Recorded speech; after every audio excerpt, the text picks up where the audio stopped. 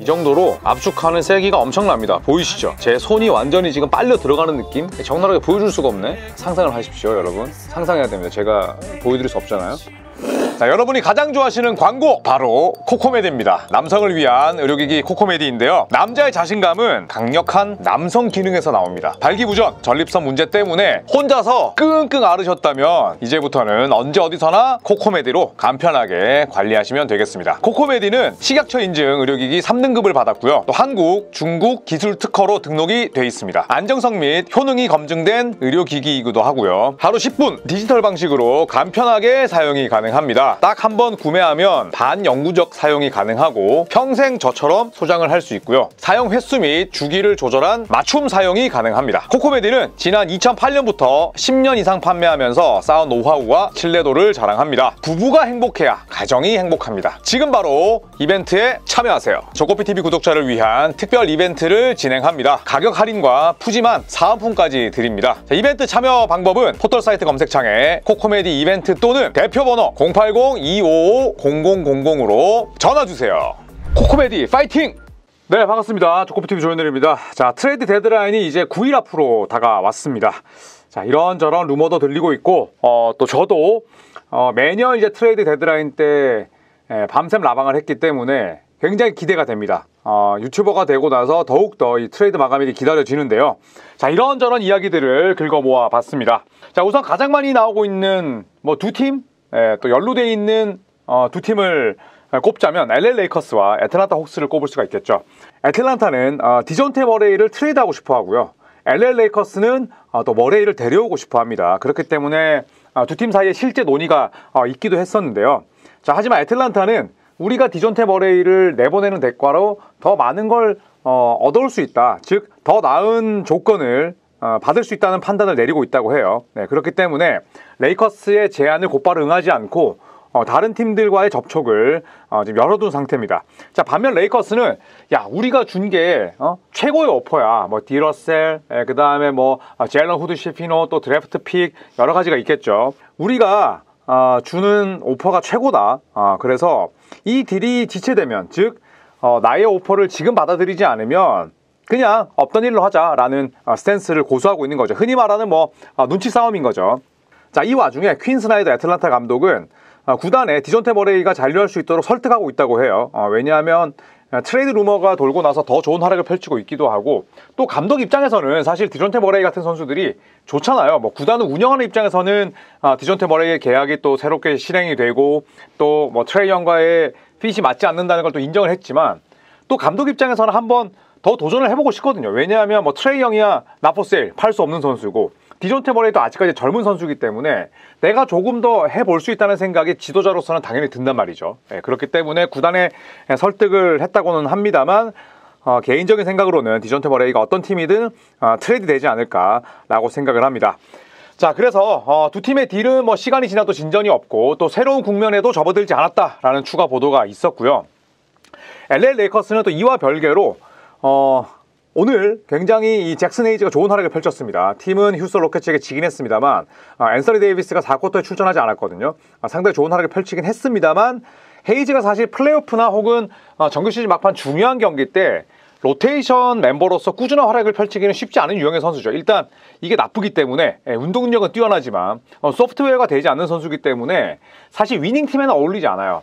그렇기 때문에 LA 레이커스는 헤이즈 대신에 비스맥 비욘보를 노릴 수도 있다라는 루머가 나왔고요.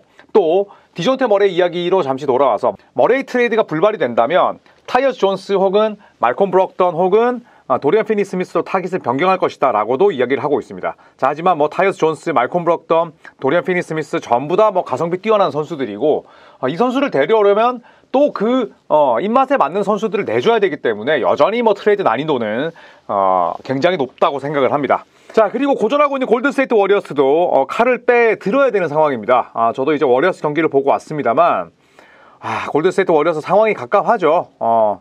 스테픈 커리가 살아나니까 또 다른 선수들이 침묵하고 있고, 다른 선수들이 살아나면 또 클러치 상황을 극복하지 못하면서 지금 2경기 연속 한 점차 패배인데, 일단 샴제 보도에 따르면 크리스 폴 그리고 앤드루 위긴스 트레이드를 노리고 있다고 합니다. 지금 앤드루 위긴스의 계약 자체는 뭐 엄청난 악성입니다. 1995년생이고 그리고 앤드루 위긴스가 골든스테이트 워리어스와 연장 계약을 맺었을 때 뭐 페이컷이라고 보기엔 어렵지만 상당히 팀 친화적인 계약자거든요. 그럼에도 불구하고 앤드루 위긴스가 악성 계약자가 된 건 일단 지난 시즌 때 여러 가지 악재가 겹치면서 절반도 출전하지 못했고 이번 시즌 아직까지도 헤매고 있습니다. 최근 2경기 연속 잘하고 있다고 해도 시즌 전체를 놓고 보면 최악이에요.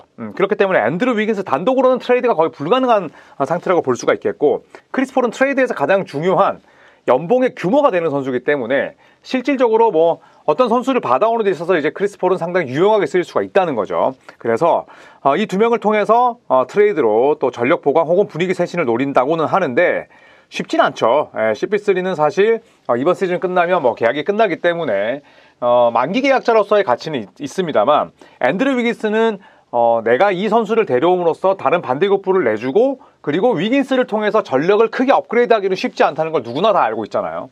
그렇기 때문에 위긴스 트레이드도 저는 쉽지 않다고 생각을 합니다. 또 클레이 탐슨에 대한 오퍼도 열려있다고 이야기를 하고 있는데 대부분의 워리어스 출입 기자들은 그렇게 이야기를 하고 있어요. 안전한 선수는 스테픈 커리밖에 없다. 나머지는 전부 다 트레이드 될 가능성이 있다.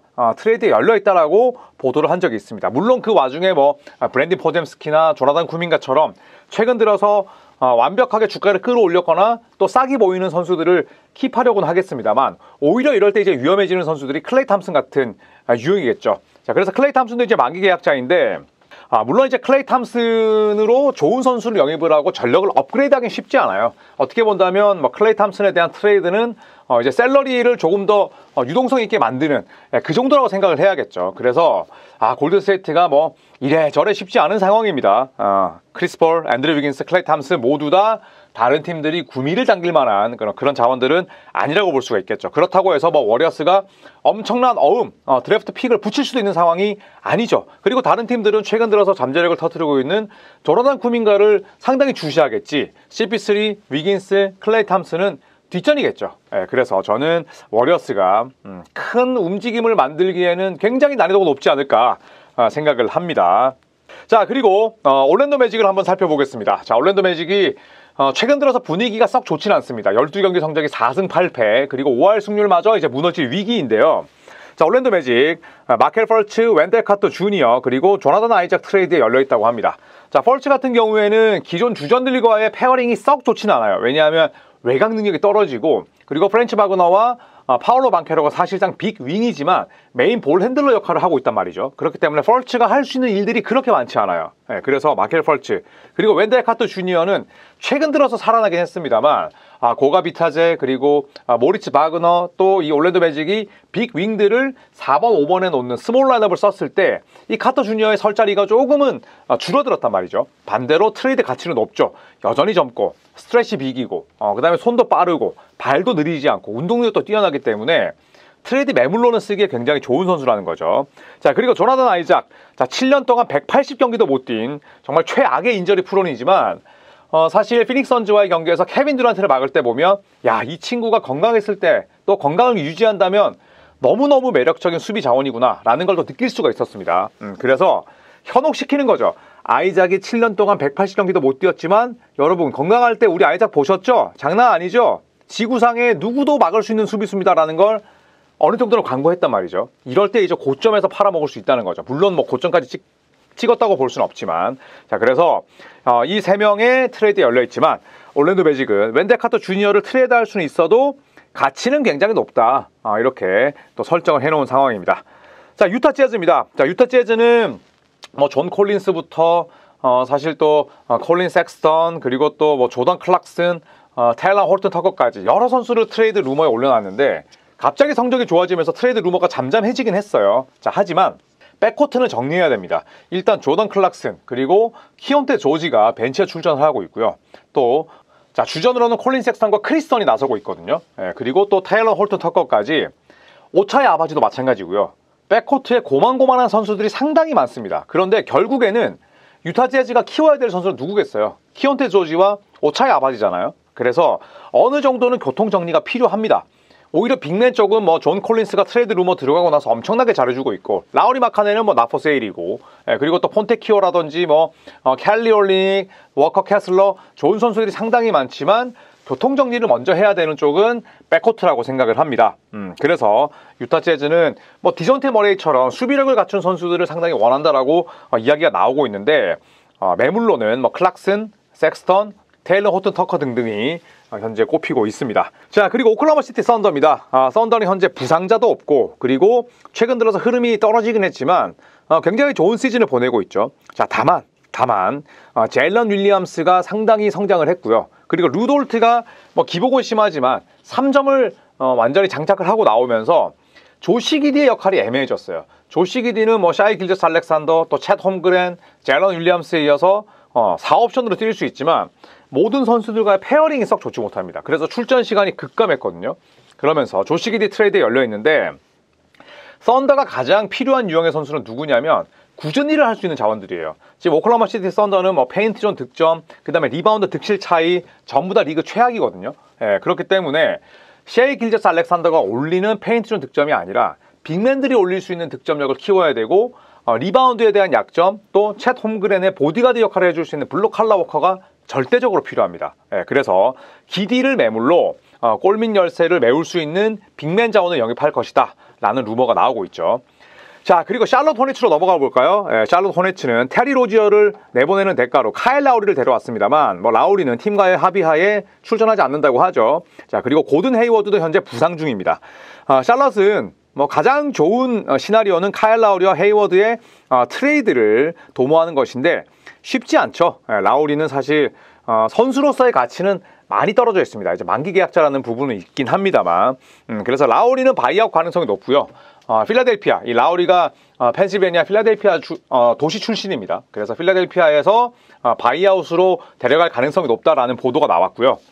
고든 헤이워드는 아직까지는 뭐 충분히 뛸 수 있는 나이고 부상이 작긴 합니다만 건강하다면 아주 훌륭한 자원이죠. 1번부터 4번까지 볼 수 있고, 그래서 바이아웃보다는 트레이드에 대한 가능성이 높은데, 바이아웃 되면은 이 헤이워드가 갖고 있는 버드 권한이 상실이 됩니다. 그렇기 때문에 바이아웃보다는 트레이드로서 많은 팀들의 관심을 모으고 있죠. 자, 그래서 샬럿 호네츠는 라우리 헤이워드, 그리고 나중에 언급을 하겠지만 마일스 브리지스나 혹은 닉 리차즈에 대한 트레이드 문의도 받고 있는 상태입니다. 자, 그리고 멤피스 그리즐리스입니다. 이번 시즌은 사실상 포기한 듯 보였지만 그래도 나머지 대체 자원들의 역할이 굉장히 훌륭한데요. 자비어 틸먼 트레이드 가능성이 존재한다고 합니다. 자, 이 친구 같은 경우에는 현재 멤피스가 이제 비욘보도 바이바이 했고, 그 다음에 스티븐 애덤스 다쳤고요. 브랜든 클라크는 뭐 2월 말에나 돌아오니까 빅맨이 없어요. 산티 알다마 정도? 이 정도밖에 없는데, 틸먼을 트레이드할 가능성도 존재한다고 합니다. 다만 이 친구의 몸값이 1.9mm예요. 굉장히 싼 선수입니다. 2mm 안 된다는 거죠. 190만 달러짜리 아주 가성비가 뛰어난 선수인데 올 시즌의 모든 기록들이 저점이에요. 효율도 좋지 않습니다. 빅맨인데요. 야투가 40%, 그리고 3점은 던질 수 있는데 안 들어갑니다. 23.1%. 자유투는 뭐 벤 월라스, 샤킬 오닐 저리 가라예요. 41.9%. 완전히 뭐 슈팅만 보면 이게 빅맨인지 150cm짜리 NBA 선수인지 분간이 가지 않을 정도죠. 그래도 손이 빠르고 피딩이 되고, 그리고 또 리바운드를 잡는 뭐 그런 능력이나 몸싸움 능력이 나쁘지 않기 때문에 어느 정도 수준이 있지 않을까 합니다. 또 몸값이 상당히 싸기 때문에 결국에는 틸먼도 유니폼을 갈아입지 않을까, 그런 생각을 합니다. 자, 그리고 피닉스 선즈입니다. 피닉스 선즈는 아까 제가 잠깐 말씀드렸던 샬럿 콤비, 마일스 브리지스, 그리고 닉 리차즈에게 관심이 있는데 5월일 것 같아요. 그러니까 엔드가 아니라 둘을 함께 영입하기는 쉽지 않습니다. 특히나 본인들이 내놓을 수 있는 매물이 정해져 있거든요. 특히나 그 핵심이 이제 나스저 리틀이기 때문에 이 두 선수를 함께 영입하게 되면은 뭐 10mm 훌쩍 넘어갑니다. 그래서 트레이드를 맞추기가 쉽지 않고 둘 중에 한 명을 영입하는 것에 대해서 굉장히 관심이 있다라고 보도가 나왔습니다. 실패한다면 브루클린 네츠의 로이스 오닐에게도 추파를 던질 계획이고요. 또 하나 바이아웃 계약도 주시하고 있습니다. 특히나 현재 LA 클리퍼스에서 언해피 떴죠. 아예 출전하지 못하고 있는 PJ 터커에 대한 관심이 있다라고 보도가 나왔는데요. 일단 PJ 터커는 뭐 케빈 듀란트와도 친한 사이입니다. 대학 선후배 사이고 또 피닉스에서 뛴 적이 있죠. 그리고 데빈 부커가 아직도 따르는 큰형이에요. 그러니까 피닉스는 뭐 PJ 터커에게 친정이나 다름없는 그런 클럽이라고 할 수가 있는데, 자, 피닉스 선즈는 에이프런을 초과를 했기 때문에 12.3일에 달하는 미드레벨 익셉션을 초과한 이 계약의 바이아웃 영입은 되지 않습니다. 하지만 PJ 터커는 왜 되냐? 그 아래이기 때문이죠. 12.3일보다 낮은 연봉이 11mm이기 때문에 영입을 할 수 있는 거예요. 반대로 아까 저희가 말씀드렸던 고든 헤이워드나 카일 라우리는 안 되는 거죠. 왜냐하면 미드레벨 익셉션이 12.3일보다 몸값이 높기 때문에 이 두 명은 영입을 할 수 없고 그 아래쪽에 있는 선수들을 데려올 수 있다는 겁니다. 자, 그리고 또 하나 피닉스를 거쳐간 선수죠. 비스맥 비욘보에게도 관심이 있다고 하는데 사실 유서프 너키치의 백업이 디르 유뱅스잖아요. 근데 유뱅스의 플레이가 답답합니다. 이도 저도 아니고 인사이드 마무리 안 되고 발은 빠른데 운동 능력은 좋은데 나머지는 전부 다 평균 이하예요. 그렇기 때문에 제3의 센터인 비욘보에게도 관심이 있다고 합니다. 자, 아까도 말씀드렸듯이 피닉스의 가장 큰 매물은 나시어 리틀이에요. 그리고 다수의 2라운드 픽이 남아있는데 이 두 가지를 합친 매물로서 딜런 라이트, 몬테 모리스, 닉 리차즈, 또 제이션 테이트, 마일스 브리지스 등등을 영입을 할 것이다. 그러니까 리틀과 2라운드 픽으로 지금 여러 선수들을 데려오고 싶어 하는데 메인 볼핸들러 아니면 이제 빅 윙인 거죠. 그리고 비욘보는 빅이긴 합니다만 모든 포지션에 걸쳐서 지금 관심을 두루 내비치고 있다라고 보시면 될 것 같습니다. 자, 그 외에 이제 선수들 위주로 살펴보면 KJ 마틴, 케넨 마틴의 아들이죠. 현재 필라델피아에서 로테이션 아웃인데 피닉스가 관심을 가지고 있다고 합니다. 사이즈는 크지 않지만 어쨌든 피닉스에게 지금 필요한 건 윙의 보강이거든요. 운동 능력이 좋은 선수가 있어야 되고 상대 미스매치에 공략 당하지 않는 선수가 필요한데 마틴이면 나쁘지 않다고 봅니다. 자, 그리고 로이스 오닐, 피닉스를 비롯해서 미러키, 미네소타, 댈러스, 덴버, 인디애나가 관심을 가지고 있다고 하죠. 자, 그래서 제가 지금 말씀드렸던 미러키, 미네소타, 댈러스, 덴버, 인디애나, 피닉스 6팀의 공통점 바로 5할 승률 이상의 플레이오프 후보들이죠. 컨텐더들이 팀이라고 볼 수가 있는데 오닐에게 모두 다 관심이 있습니다. 자, 안드레 드러먼드도 빼놓을 수가 없습니다. 로이스 오닐과 비슷한데요. 이 안드레 드러먼드가 올 시즌에 15.9분 뛰면서 7.7득점, 8.4 리바운드, 효율이 어마어마하죠. 그러니까 본인이 잘하는 역할에만 집중하는 안드레 드러먼드는 굉장히 무섭습니다. 그래서 이 선수에게도 이제 위닝 팀들, 플레이오프 컨텐더 팀들이 굉장히 많은 관심을 보이고 있다고 하고요. 자, 스펜서 디니디, 현재 브루클린 네츠와 사이가 썩 좋지 않습니다. 왜냐하면 디니디는 나 돈 이만큼 받고 싶은데 브루클린 네츠는 이만큼 못 준다. 결국 연장 계약 규모에 대한 이견이 있어요. 그래서 현지에서는 디니디가 태업하는 거 아니냐, 지금 이런 보도가 나오기도 했었습니다. 물론 그 이후에 이제 디니디가 좀 살아나긴 했습니다만 디니디가 이번 트레이드 데드라인 때 팀으로 옮길 가능성은 굉장히 높다고 봅니다. 그래서 이런 스펜서 디니디에게 필라델피아와 또 LA 레이커스 등등이 관심이 있다고 하네요. 자, 그리고 포인트 가드 포지션, 매물로 나온 포인트 가드들을 정리하면서 이 컨텐츠를 마치도록 하겠습니다. 카메론 페인, 미러키 벅스에서 현재 백업을 담당하고 있죠. 디본테 그레이엄, 샌안토니 스퍼스에서 로테이션 아웃입니다. 코리 조셉, 골든스테이트에서 뛰고 있지만 사실 무색무취고요. 그리고 데이비언 미첼, 세크라멘토가 로터리 픽으로 뽑은 선수인데 또 리더 그룹에 속할 정도로 이 세크라멘토가 굉장히 많은 애정을 쏟은 선수인데 아쉽게도 실력이 늘지 않았어요. 그래서 드래프트 되지 않은 선수에게, 키온 앨리스라는 선수에게 본인의 백업 포인트 가드를 잠깐 내준 적도 있습니다. 세크라멘토 킹스로부터 사실상 이제 믿음을 좀 잃은 상태라고 볼 수가 있는데, 물론 최근 들어서 로테이션에 포함되긴 했습니다만 세크라멘토가 미첼을 팔 가능성이 굉장히 높아 보입니다. 그래서 매물로 나온 포인트 가드는 페인과 그레이엄, 코리 조셉, 다비오 미첼, 자, 이 4명의 백업 포인트 가드를 들 수가 있겠습니다. 자, 이제 진짜 트레이드 데드라인이 얼마 남지 않았습니다. 여러 가지 또 소문들이 나오고 있는데 이런 트레이드 루머들 저희가 잘 모아서 또 컨텐츠로 만들고, 또 2월 8일 트레이드 마감일도 밤샘 라방을 통해서 여러분과 함께 하도록 하겠습니다. 고맙습니다.